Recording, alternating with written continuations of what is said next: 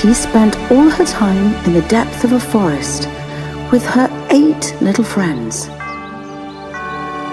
There was a hidden secret place, so magical and dangerous at the same time.